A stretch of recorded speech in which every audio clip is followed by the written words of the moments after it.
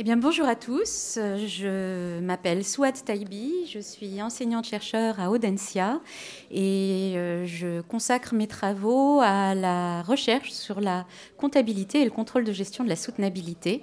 Et j'ai aussi le plaisir d'intervenir sur un des masters de formation continue proposé par Audencia qui s'appelle le Master Chief Value Officer.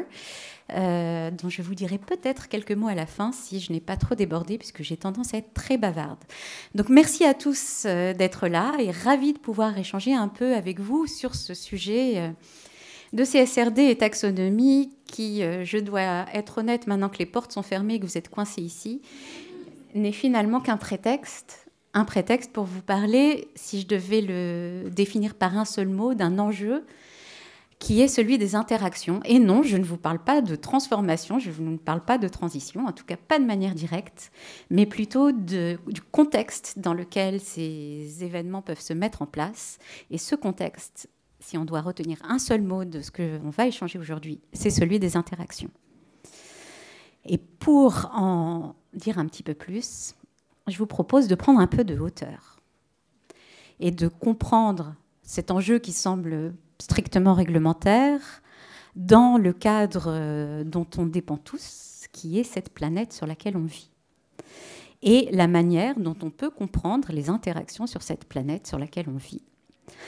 Et le modèle qui guide actuellement un grand nombre de réflexions sur cette planète. Et c'est quoi l'enjeu ? Qu'est-ce qui fait qu'on a de tels développements méthodologiques, réglementaires, médiatiques, tout ce que vous voudrez, sur les problématiques de soutenabilité ? Ce qui guide cette problématique, c'est ce déploiement d'éléments, c'est justement l'emballement de la situation que nous vivons. Cet emballement qui peut être décrit dans ce graphe ici, au travers de l'évolution de la trajectoire de cette petite bille qui est la Terre, qui pendant des millénaires est restée dans un système, dans des conditions stables, qu'on appelait l'Holocène, et que nous avons, nous humains, su transformer au travers de nos activités et intégrer dans un système beaucoup moins stable où il y a une pluralité de trajectoires possibles. Cette pluralité de trajectoires est liée directement à notre pouvoir de transformer les mécanismes clés de stabilité du système Terre. Et donc les scientifiques qui ont produit ce modèle-là, qui est extrait d'un article publié par les scientifiques du mouvement One Earth, qui travaillent sur la science du système Terre, ont identifié deux dimensions principales. La question de limite, ou threshold, ici en anglais, qui représente un point de bascule au-delà duquel la planète, le système entrerait dans un nouveau système stable, qui peut être plus ou moins souhaitable.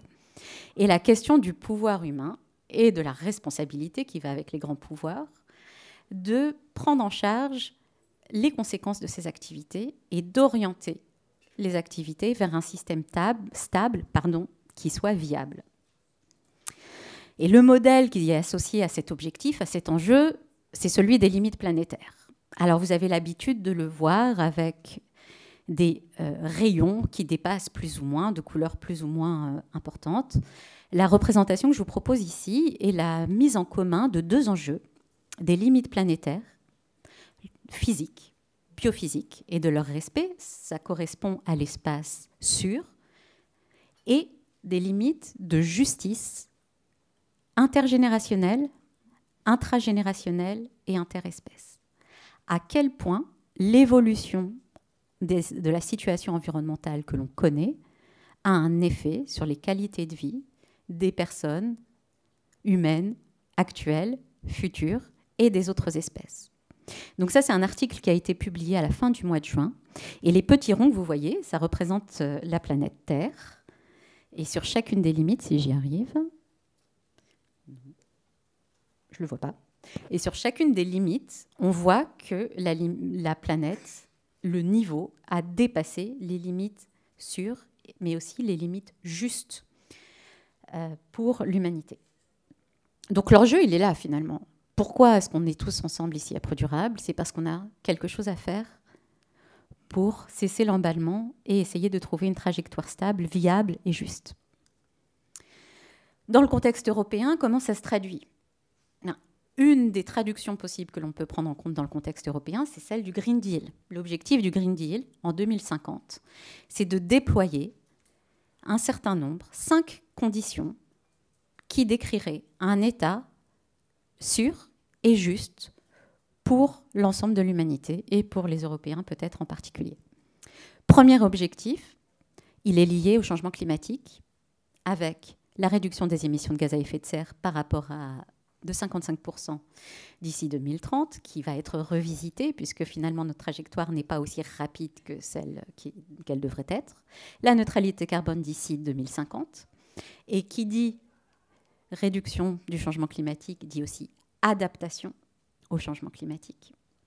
Un capital naturel, c'est-à-dire donc pas uniquement le climat, mais aussi les autres limites planétaires, qui est protégé, conservé et régénéré, de manière à garantir la santé et le bien-être des personnes, et dans un système où nul individu ni territoire n'est laissé pour compte. Donc ça, c'est le Green Deal.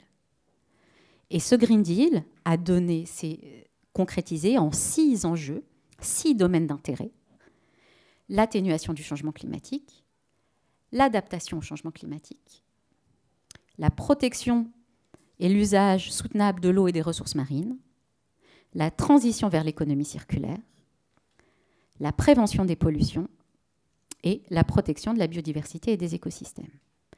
Ces 6 domaines d'intérêt, vous les retrouvez dans la réglementation européenne au travers des projets de finances durables. Et CSRD et taxonomie sont 2 des composantes de la stratégie finance durable de l'Union européenne. Voyons un petit peu plus en détail ce dont il s'agit. Alors, la taxonomie verte a pour objectif de donner des guidelines, des typologies de ce qui peut être considéré comme durable. Et ces typologies sont des typologies de produits, des typologies d'actifs ou des typologies de processus. Et ce que les entreprises doivent communiquer, donc les entreprises qui remplissent d'ores et déjà une déclaration de performance extra-financière doivent aussi communiquer ces indicateurs de taxonomie verte, en tout cas sur le climat, pour l'instant. C'est la part de chiffre d'affaires, la part de CAPEX et la part d'OPEX qui sont alignés avec la taxonomie. Et donc jusqu'au mois de juin, on n'avait les données que sur le climat, et depuis fin juin, les éléments concernant les 4 autres domaines d'intérêt ont été publiés. Donc restez à l'affût des rapports des années à venir. Vous pourrez voir comment on peut articuler, dès que les modes opératoires seront communiqués, l'ensemble des 6 domaines d'intérêt dans la taxonomie. L'autre élément réglementaire, c'est la CSRD, qui vise à métamorphoser le reporting extra-financier pour en faire un reporting de soutenabilité. Il y a une coquille, c'est 50 000 et pas 500 000. Merci, bien vu, bravo. Donc, qui entraîne aussi une diminution des seuils de reporting et donc un plus grand nombre d'entreprises concernées, avec 50 000, donc contre 12 000 actuellement, et aussi près de 10 000 entreprises non européennes concernées, donc internationales, qui, de par leur niveau d'activité en Europe, seraient soumises aussi à ce reporting. Qu'est-ce qu'il couvre? On va retrouver tous les éléments des 6 domaines d'intérêt qu'on a vus, environnementaux, des éléments sociaux et des éléments de gouvernance et de gestion des risques. Et en plus de ces éléments-là, vous avez des principes généraux à respecter. La version finale des standards a été publiée fin juillet et sont tous ensemble dans une annexe. Qui dit CSRD dit 3 niveaux d'information, des standards transverses obligatoires qui vont couvrir la question de la gouvernance, l'analyse de matérialité, mais aussi la gestion des risques et la conduite des affaires. Des standards environnementaux et sociaux en fonction de l'analyse de matérialité, on va y revenir juste après. Des standards sectoriels obligatoires qui sont en cours de rédaction et des informations spécifiques à l'entreprise potentielle, si tant est que des enjeux qui sont importants et matériels pour elle n'auraient pas été traités dans le reste du rapport. Donc 3 niveaux d'information, avec des niveaux d'application qui dépendent de la taille de l'entreprise, du type d'entreprise, du fait qu'elle soit d'ores et déjà soumise ou non à un reporting extra-financier, et un phasage des informations qui doivent être communiquées, avec notamment un phasage sur les informations concernant la biodiversité, concernant les impacts sociaux, ainsi que les conséquences économiques des impacts environnementaux. Donc je vous l'ai dit, c'était un peu un prétexte. Je ne vais pas rentrer dans le détail de tous les éléments. Je crois que vous avez eu pas mal d'opportunités d'avoir plus de détails sur la CSRD. Mais ce qu'on peut voir ici, c'est que quand bien même il y a un phasage, un grand nombre d'entreprises vont être concernées et il va y avoir un effet de spillover. C'est-à-dire que parce que l'on va considérer la chaîne de valeur, des entreprises qui ne sont pas directement soumises vont commencer à collecter de l'information. Mais le reporting, donc, ce n'est que le sommet de l'iceberg et ce que ça représente pour les organisations. Et c'est peut-être ça qui m'intéresse le plus dans cette présentation aujourd'hui. C'est un nombre de transformations très important sur un grand nombre de processus et d'activités. On va avoir une transformation sur des éléments stratégiques, donc la définition de la stratégie et du business model en tant que tel, la définition des plans d'action et la manière dont ça va être piloté. Je vais vous expliquer pourquoi j'affirme cela ensuite. Des transformations sur les outils avec des nouvelles comptabilités à mettre en place. Qui dit nouvelle comptabilité dit nouveau système d'information associé. Associé à cela, une gestion du changement, un changement des compétences et les financements nécessaires pour pouvoir le mettre en place. Donc comment, qu'est-ce que cela signifie pour l'entreprise, tous ces changements-là? A priori, la première impression, c'est qu'on se retrouve face à un mur, à une escalade insurmontable. Et on peut effectivement être légitime lorsqu'on n'a pas entamé du tout de reporting extra-financier, de ressentir cela. Et quand bien même on l'aurait entamé, si on a jusqu'à présent travaillé que sur le carbone, par exemple, devoir intégrer 4 autres, puisqu'il y a l'adaptation aussi, donc 4 autres champs de préoccupation et des indicateurs sociaux, ça peut sembler un challenge énorme. Donc effectivement, on a la pluralité du sujet, on a le fait que le formalisme devient contraint. Le formalisme devient contraint en termes de nature des indicateurs et le formalisme devient contraint aussi en termes de format de reporting, puisque l'objectif, c'est de développer un cadre de reporting informatisé, commun à tous, qui permettra à tout un chacun, à chacune des parties prenantes, d'avoir accès aux informations des entreprises et de mettre en place un système d'analyse. Et pour faciliter les choses, alors qu'on a vu que pour certaines entreprises, les délais étaient relativement courts, cet élément est toujours en cours de développement. Et puis, troisième contrainte, c'est l'assurance du rapport qui évolue avec l'intégration des enjeux extra-financiers dans l'analyse de risque de l'entreprise et donc une obligation de modifier le contrôle interne pour y faire face, ainsi qu'un changement de l'audit pour apporter le niveau d'assurance nécessaire. Donc ça, c'était la vision contrainte. Moi, ce que je vous propose, c'est une vision un peu plus jubilatoire, si tant est qu'on puisse y arriver, ou en tout cas une vision positive de comment ces obligations-là ou ces cadres-là peuvent aider une organisation à s'insérer dans le cadre qu'on a vu tout à l'heure, c'est-à-dire un cadre dans lequel les limites planétaires et les fondations sociales sont toutes dépassées actuellement. Comment est-ce que l'entreprise peut s'approprier des éléments réglementaires pour justement traiter tout ce qui n'est pas du reporting et tout ce qui est en dessous de la surface? Une première qualité, je vais vous en proposer 4. Une première qualité et une première opportunité, c'est celle de la double matérialité. Pour expliquer simplement ce que ça représente, la double matérialité, c'est la somme de la matérialité d'impact et de la matérialité financière. Qu'est-ce que la matérialité d'impact? Ce sont les conséquences des activités des entreprises environnementales et sociales sur lesquelles vous allez être appelé à reporter. Qu'est-ce que la matérialité financière? Ce sont les conséquences des enjeux environnementaux et sociaux sur la performance réelle ou projetée de l'organisation. L'ensemble de ces deux éléments donne la double matérialité. Donc pourquoi c'est une opportunité ? Parce qu'il ne s'agit pas, quand on va se poser la question de la pérennité de l'entreprise, de traiter simplement de sa pérennité financière à 5 ans, mais bien de se poser la question de la manière dont l'entreprise contribue ou non au maintien du système dont on dépend tous. C'est la matérialité d'impact. Utiliser les supports, les outils associés avec la CSRD, intégrer cette question de double matérialité, ça peut aider à travailler plus en profondeur sur la résilience de l'entreprise. Et ça peut aussi permettre de mettre en commun des travaux qui n'étaient pas mis en commun obligatoirement avant.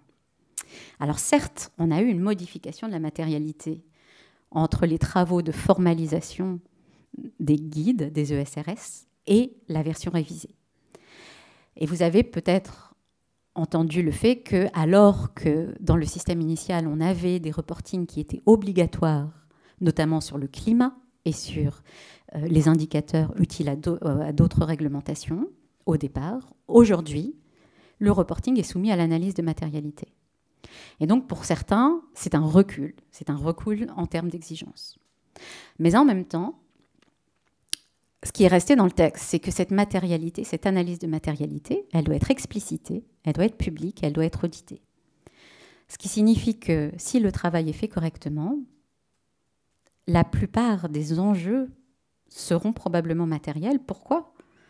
Parce que la stabilité même du système dont on dépend tous est liée à l'ensemble des enjeux.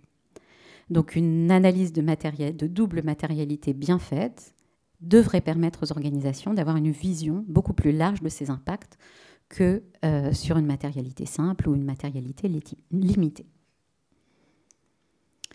Autre opportunité d'apprentissage, de développement, d'opérationnalisation des outils, c'est la mise en évidence de cibles basées sur la science, donc d'outils de référence, de bonnes pratiques dans la réglementation que les entreprises peuvent s'approprier. Donc ici, c'est l'extrait du texte qui fait référence aux émissions de gaz à effet de serre et qui renvoie à 2 cadres, donc les Science Based Targets Initiative, les SBTI, dont vous avez peut-être entendu parler, et puis un modèle, le One Earth Climate Model. Donc, au travers de la réglementation, l'opportunité, c'est aussi d'identifier des ressources pour des bonnes pratiques. Troisième opportunité, je vous ai dit qu'il y en avait 4 qu'on discuterait aujourd'hui, c'est le fait que ce qui est attendu des entreprises n'est pas de travailler uniquement sur son périmètre, ni de responsabilité financière, ni de responsabilité opérationnelle, mais bien sur l'ensemble de sa chaîne de valeur. Alors pourquoi c'est intéressant ? D'une part, parce que travailler sur ce périmètre et avoir une analyse de matérialité robuste sur l'ensemble du périmètre permet aussi de répondre à d'autres exigences réglementaires. Donc là, je reste au niveau de aide à la conformité.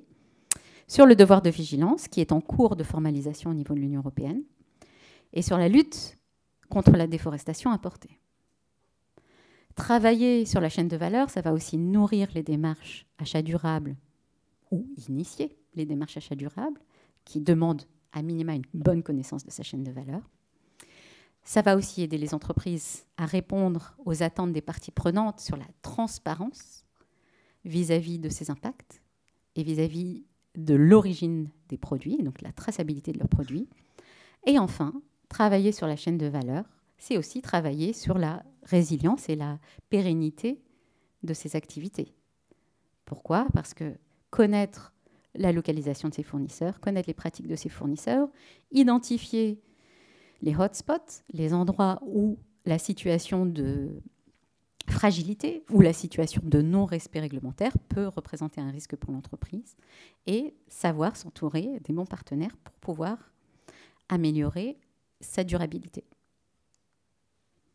Le dernier élément, le quatrième, qui est un enrichissement et qui est aussi une aide pour construire les stratégies d'entreprise, c'est la nécessité de travailler sur 3 domaines de reporting.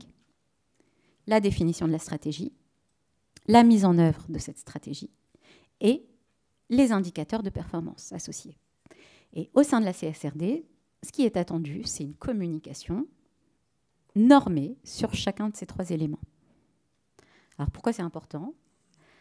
Parce qu'il y a une opportunité énorme grâce à cela d'avoir un réel alignement entre les stratégies déclarées, les plans d'action des différentes unités, des différentes BU, des différentes directions, et la manière dont l'atteinte de ces plans d'action et la réalisation de cette stratégie est réalisée. Par exemple, si pour illustrer ma lutte contre le changement climatique, mon indicateur, c'est le passage pour une activité tertiaire de papier recyclé de 10% à 80%. Certes, c'est une information intéressante, le passage, l'augmentation du taux de papier recyclé. Est-ce que pour autant, ça va me renseigner sur ma contribution à la diminution du réchauffement climatique? Peut-être pas de manière directe. Donc l'intérêt de la CSRD, c'est qu'avec ces indicateurs normés et l'ensemble des personnes qui ont travaillé dessus, on peut espérer avoir des indicateurs qui permettent réellement d'avoir un bon pilotage. Un élément de complexité supplémentaire, puisque maintenant il s'agit d'intégrer stratégie, pilotage, reporting et d'avoir un système de mesure qui répond à chacun de cela, c'est que on va avoir, étant donné le nombre d'enjeux à prendre en compte, un nombre d'outils de plus en plus important. Excusez-moi. Donc je vous ai mis quelques exemples ici. Les Science-Based Targets pour des objectifs de réduction des émissions de gaz à effet de serre, mais aussi pour des objectifs sur la nature qui ont été publiés pour l'eau cette année, et le land use. Des outils sur la biodiversité avec l'exemple du Global Biodiversity Score, ACT, la méthode ACT, pour définir votre stratégie de réduction d'émissions et d'atteinte de la neutralité, l'analyse de cycle de vie, et aussi les audits fournisseurs avec l'exemple du SMETA. Donc là, ce sont quelques exemples d'outils, mais vous voyez qu'on va avoir une galaxie, j'exagère très probablement, mais un grand nombre d'outils qu'il va falloir comprendre, connaître, identifier, pour pouvoir venir nourrir la structuration de votre démarche de transition. Parce que, soyons clairs, reporter, c'est bien. Avoir une stratégie, des plans d'action et une capacité de fonctionnement et de révision de son business model qui permet de contribuer à la stabilité du système Terre, ça reste l'objectif peut-être le plus important pour les années à venir. Ça veut dire quoi tout ça? Ça veut dire qu'il va falloir changer les choses dans la manière dont on fonctionne dans l'entreprise. Ça représente plus de transversalité, plus d'agilité, plus de collaboration entre les services et bien sûr de nouvelles compétences et de l'hybridation des compétences. Qu'est-ce que ça va permettre, ça? Normalement, l'objectif, c'est qu'au travers de cette démarche, on puisse atteindre un niveau d'alignement des différents plans d'action, des différentes entités de l'entreprise. Pourquoi? Parce qu'il y aura un objectif commun et des indicateurs clés communs. Et au travers de cette clarté, au travers de cet engagement, on peut aussi espérer un plus grand engagement de qui? Des collaborateurs et des autres parties prenantes. J'enfonce une porte ouverte. Effectivement, le gain de cette contrainte réglementaire, c'est ça. C'est la transformation de l'entreprise, c'est un meilleur alignement et c'est un plus grand engagement. En tout cas, on peut l'espérer. Pourquoi c'est important d'y arriver? Parce que, donc on a parlé du système Terre, on a parlé des limites planétaires, parce que nos actions humaines sont clés, parce que les interactions naturelles amplifient l'impact des actions humaines sur les limites planétaires. Ici, dans ce graphique, ce qui est représenté, c'est les relations entre chacun des enjeux. Et ça représente aussi pourquoi travailler uniquement sur le changement climatique est nécessaire mais pas suffisant, et pourquoi il est important d'avoir plusieurs zones de travail simultanées, parce qu'il y a interaction. Il y a interaction naturelle, vous connaissez tous les interactions entre la biodiversité, le climat, le changement de destination des sols, le climat, l'eau, le climat, le changement de destination des sols, la biodiversité, l'acidification des océans. Donc toutes les limites planétaires sont interdépendantes. Quand bien même on a des objectifs individuels, elles sont interdépendantes. Et en bleu, on voit la manière dont les conséquences des activités humaines sur une des limites planétaires va influencer les autres. Donc on a un rôle clé à jouer, nous en tant qu'espèce, nous en tant qu'individus, en tant que décideurs potentiels, en tant que membres de la société, pour mieux comprendre, reconnaître ce pouvoir et cette responsabilité et mettre en place les actions nécessaires.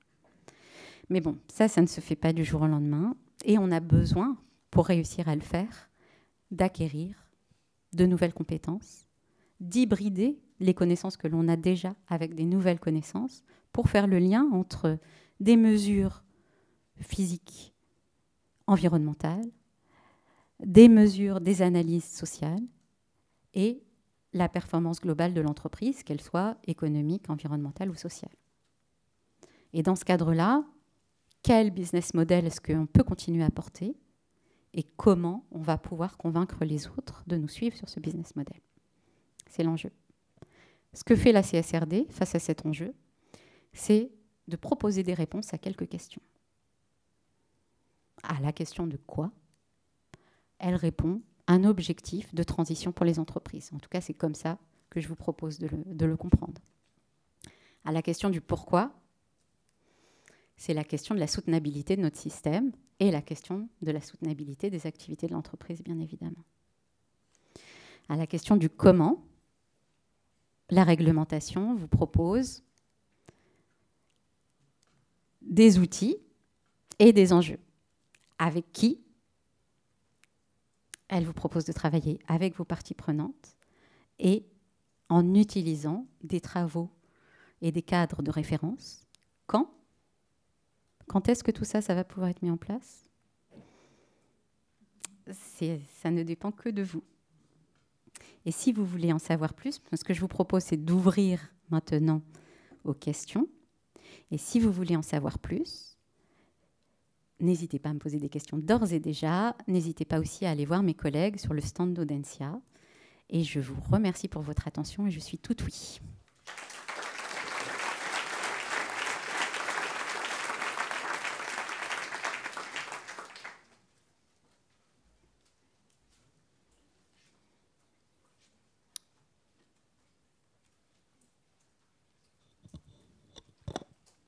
Oui.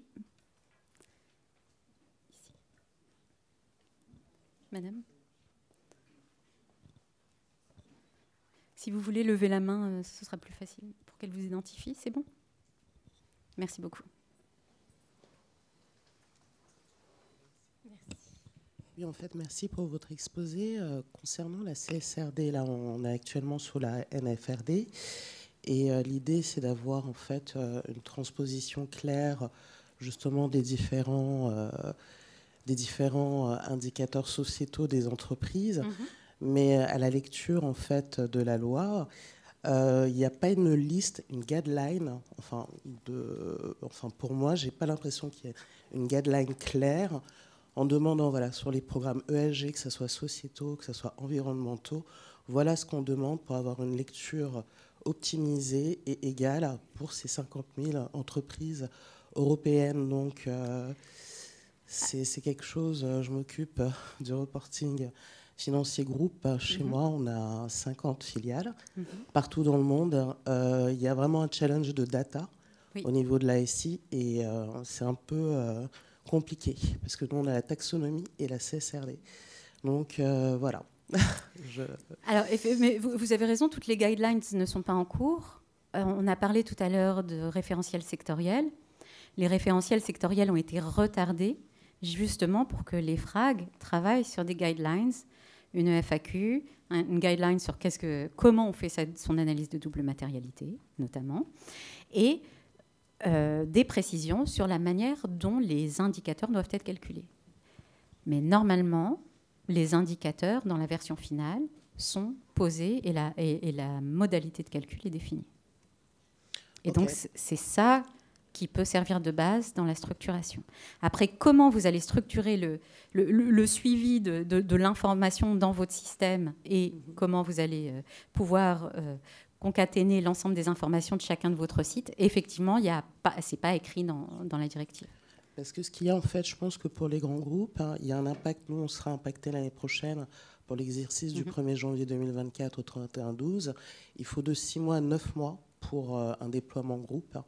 Donc, c'est juste, je ne sais pas s'il y aura, par rapport à l'EFRAG, pas une année blanche, mais au moins une année de complaisance, hein, je mets des guillemets, parce que du coup, il y a vraiment un gros, je ne sais pas, que ce soit pour les PME, alors n'en parlons même pas, hein, pour celles qui vont jamais pour les fait PME, ça. c'est reporté. Hein. C'est reporté, bon, ben, en tout cas, voilà, il y a vraiment un gros challenge de data et d'implémentation, en fait, hein, au niveau de tous les systèmes SI, de toutes les entreprises qui seront impactées. Oui, et c'est à cause de ces problématiques-là qu'il y a eu un phasage, donc vous ne reporterez pas sur tout de suite.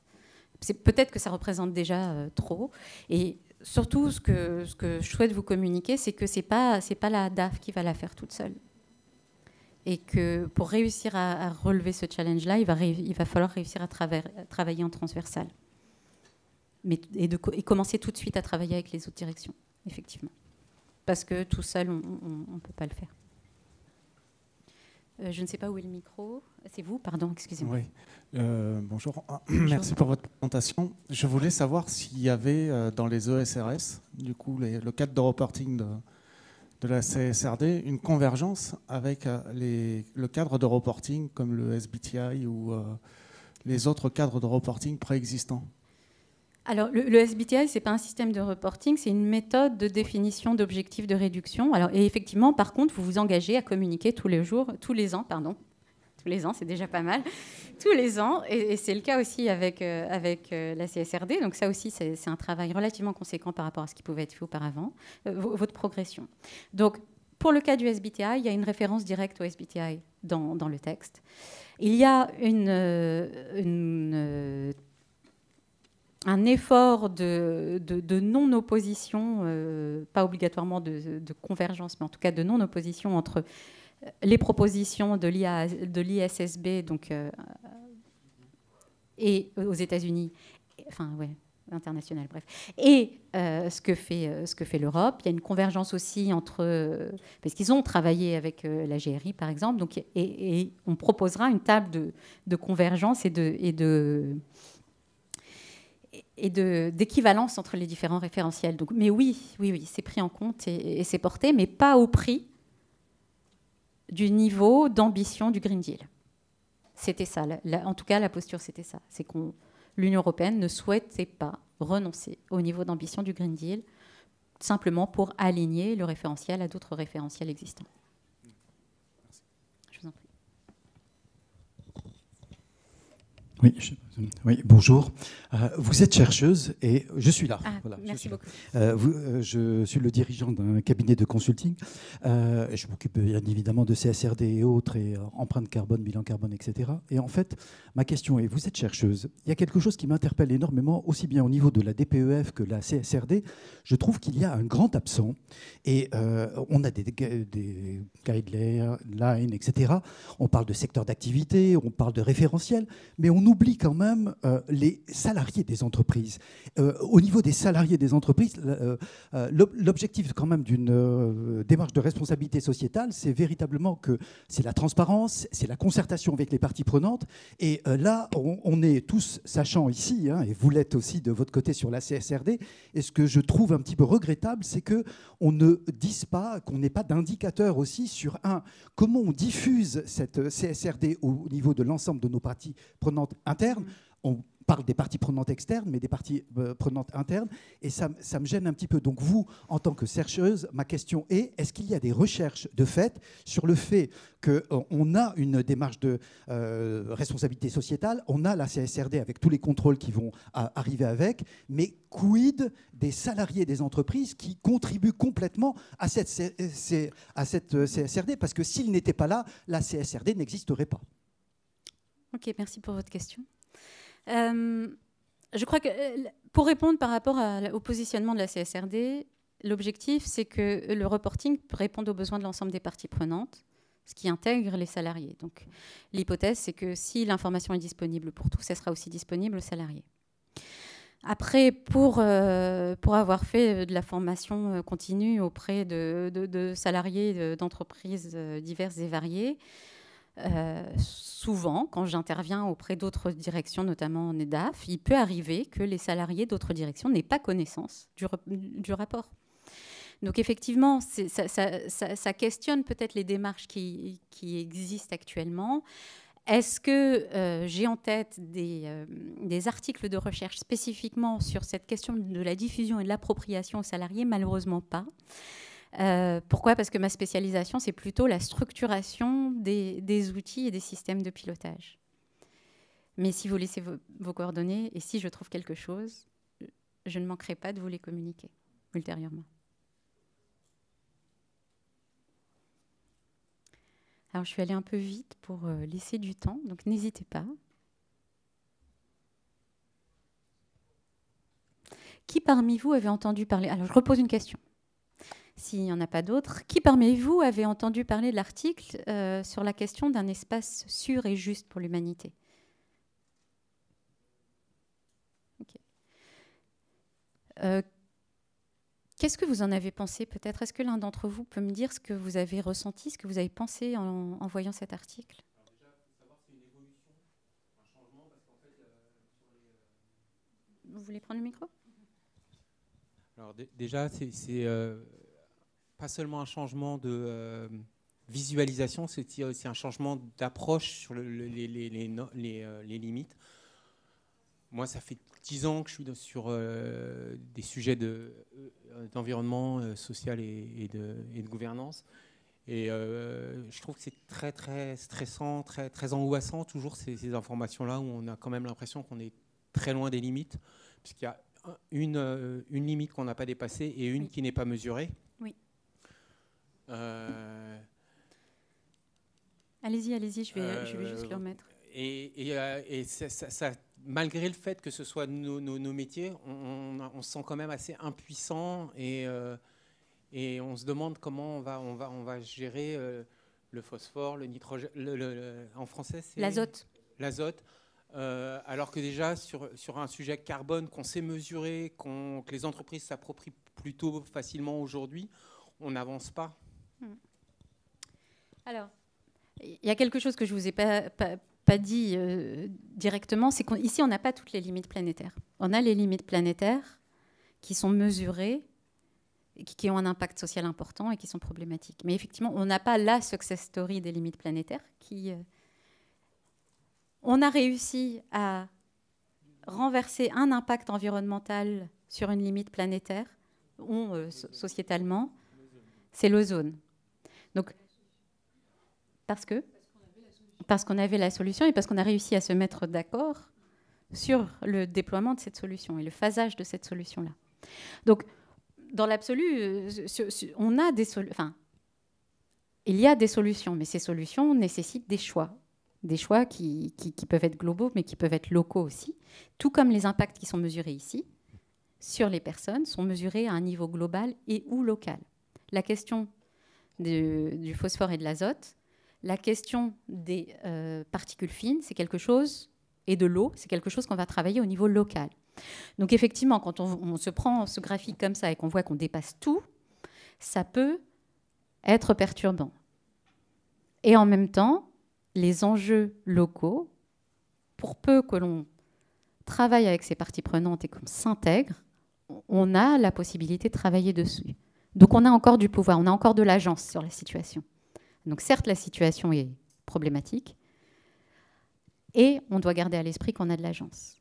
Et une bonne manière aussi de faire ça, c'est de comprendre quels sont les outils à la disposition des entreprises pour comprendre ces impacts et les changer. Et plus on va réussir à augmenter les outils qu'on a dans sa boîte à outils, plus on aura la possibilité de proposer des solutions et je l'espère, d'agir. Ce qui peut aider à se sentir un peu plus ancré et un peu mieux dans le système dans lequel on vit. Et en plus, on voit que le climat